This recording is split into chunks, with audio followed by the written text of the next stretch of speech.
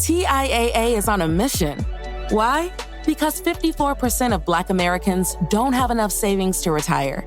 So in collaboration with big-name artists like Wyclef Jean, TIAA released Paper Right, new music inspiring a new financial future. With 100% of streaming sales going to a nonprofit that teaches students how to invest. Stream Paper Right now and help close the gap.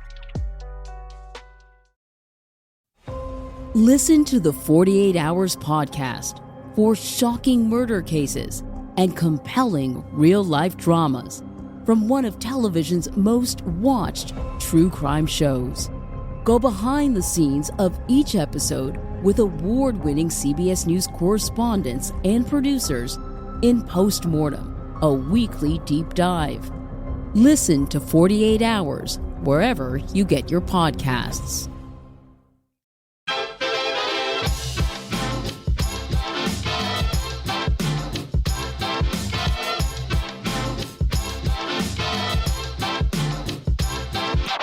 Hello, and thank you for tuning into KNOW Waco. I am your host, Debbie, here to help you get in the know about Waco. This week, I'm going to be talking about an exciting upcoming event happening in October. And today, I have a very special guest. Go ahead and introduce yourself. Thanks, Debbie. This is Trent. I am the artistic director at Wild Imaginings, a performing arts company here in Waco. Yeah, and you're already a veteran of the show, but I'll go ahead and ask anyway. So, what brought you to Waco, or are you a Waco native? I am not a Waco native, but I have been here for about 9 years now. So my husband and I definitely call Waco home and plan to stay, but it was Baylor that brought me here originally. Oh, yeah, and you went to Baylor, and then how'd you get started with Wild Imaginings? Yeah, so I ran the Jubilee Theater here in town at Mission Waco for about 2.5 years. And when I left there, a lot of people asked me what was next. They wanted to keep doing theater. They wanted to keep the momentum going that we had created at Jubilee.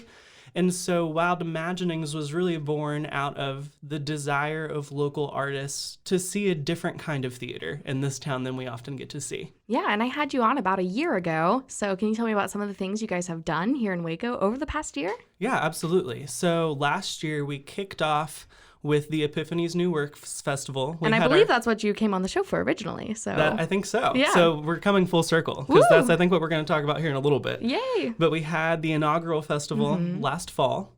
We've done after-school kids classes. We had a fantastic camp this last summer where we did Seussical Jr. Oh, so cute. We did Shakespeare in the Park this summer. That was a hit. It was. That's probably our largest project other than the festival.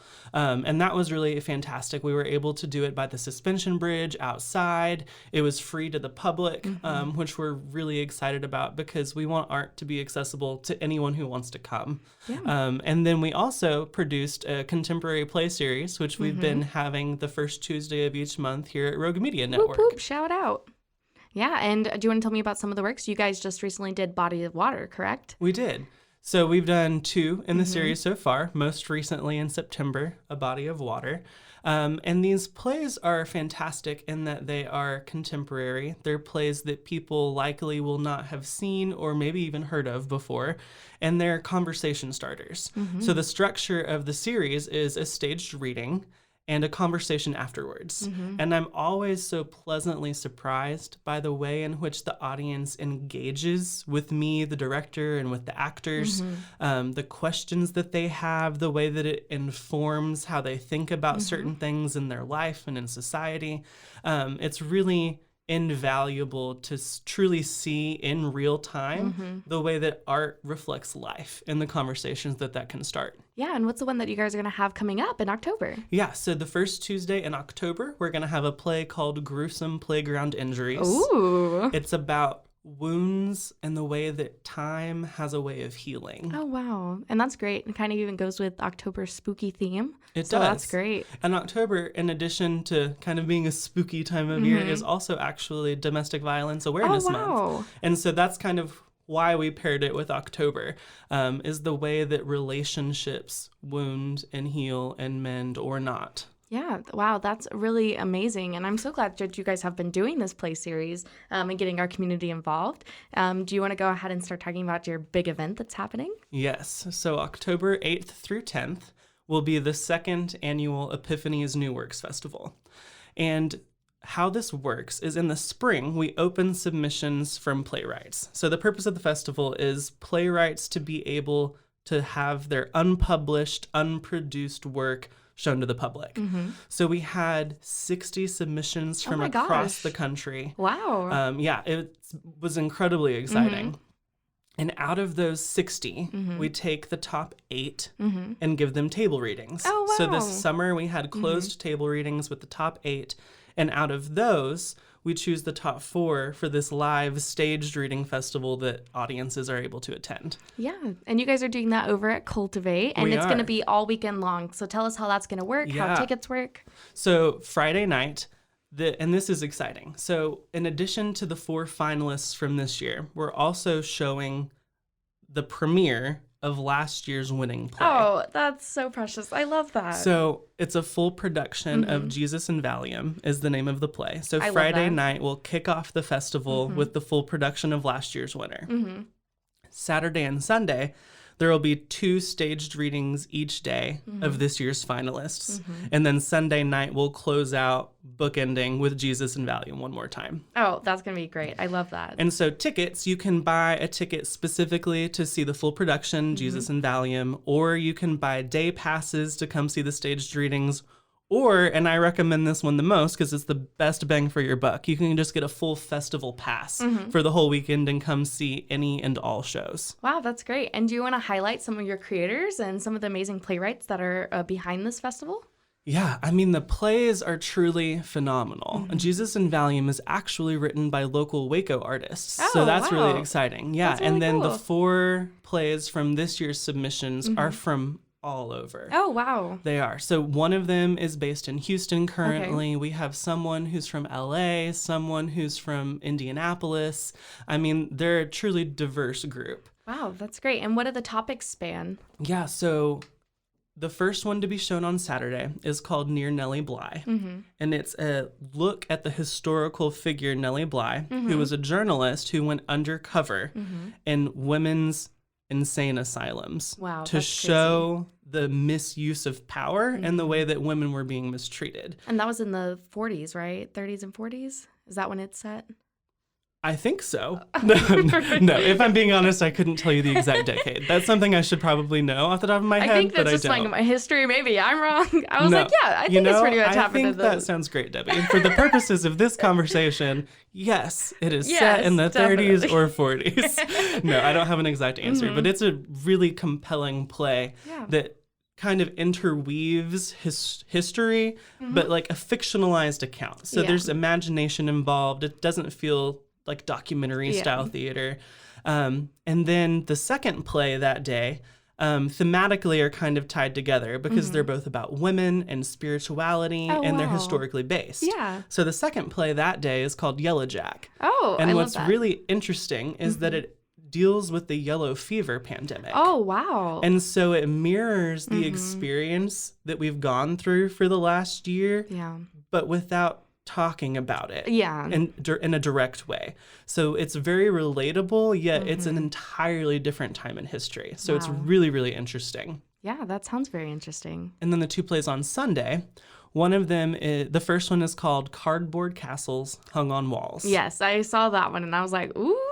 It is incredible. And what's interesting is that the setting is an art gallery. Yes. And we're getting to do these plays in an art gallery. Yes, Cultivate 712. So that's a really kind of interesting synchronicity with that particular play.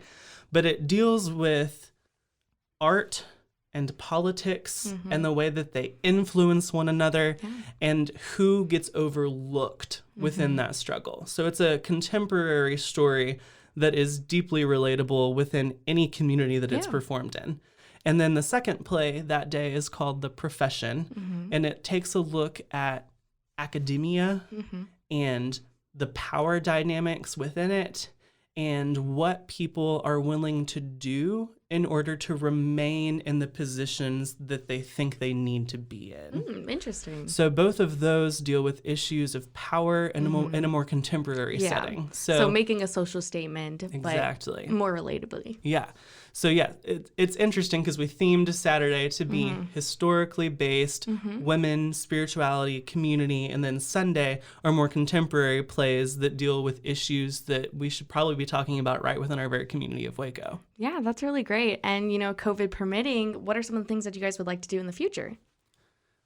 That is always such a good question. Yeah, I always have approximately 1,000 projects in my head at 100%. Any given time. Our next project after this festival will be a Christmas show. Woo! So, surprise, we're planning to do a Christmas Carol, a musical version of it. Absolutely. Oh, musical version. A musical version, I'm yes. excited. And so that is going to be really, really exciting. And then in February, we're going to be doing a play in partnership with Jubilee Theater for Black History Month. Oh, love that. So those are kind of the next couple of projects on the horizon for Wild Imaginings after this festival. Yeah, and what is one of the ways that you would like to get our community involved? We always welcome creators and artists. There's over 40 people involved with the production of this festival, between the overarching creative team and the directors of each show and the actors in each show. So there's always room for people to be involved, giving of their time and talents. But then, in terms of financial involvement too, the work that we do isn't possible without the generosity of people who believe that what we're doing is important. Yeah. So through our social media accounts, which are Wild Imaginings Waco, you can find us on Instagram and Facebook, and our website, which is wildimaginingswaco.com. There are ways that people can help us financially in order to keep doing the work that we're doing and in order to make a fair percentage of the work that we're doing free and available to anyone who wants to come, which is hugely important. Yeah, and I'm sure your mission is to bring arts to Waco. What is something that you personally would like to do to help, grow this community here in Waco?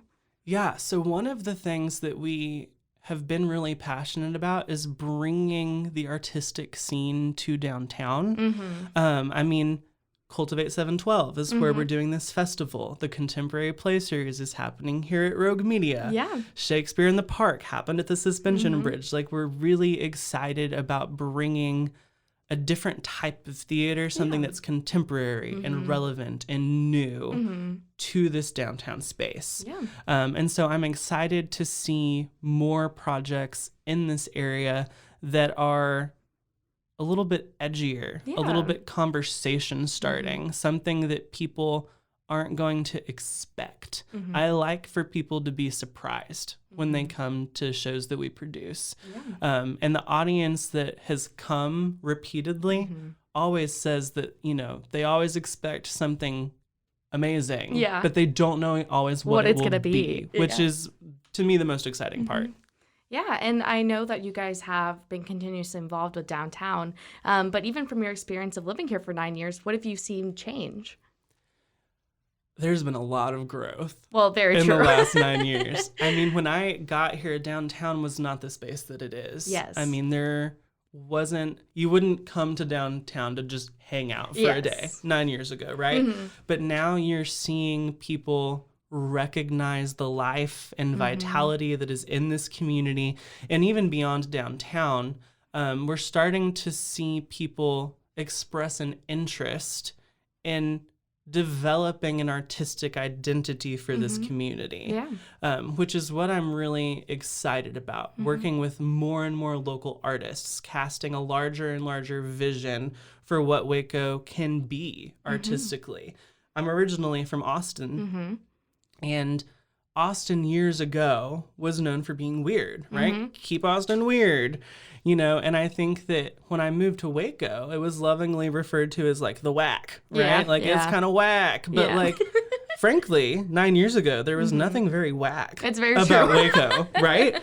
And now I look around and there's such a diversity of persons and ideas and scenes. 9 years ago, there wouldn't have been a punk show downtown, right? Very true. And yet there's been several this year alone here at Rogue Media, and so I think that's what most excites me is over the course of 9 years, I'm starting to see, there actually is some whack here in the whack. Yeah. And I want to keep that growing. I want to keep having new and interesting and frankly weird things that people can come and enjoy and expand their perspective about what Waco is and what it can be. Yeah, and it sounds like you've created this amazing community. Is there anybody you want to shout out?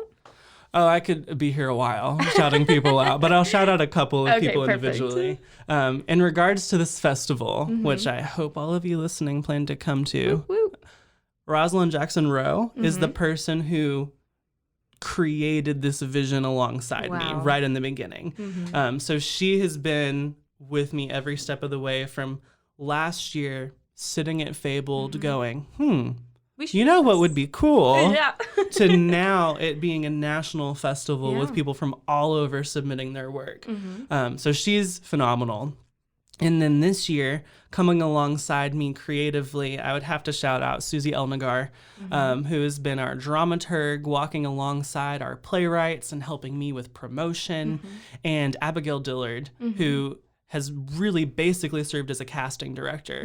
Which is a huge load lifted from me to have someone simply cast these shows and me being able to focus on the larger picture of putting together a festival and directing the main show, right?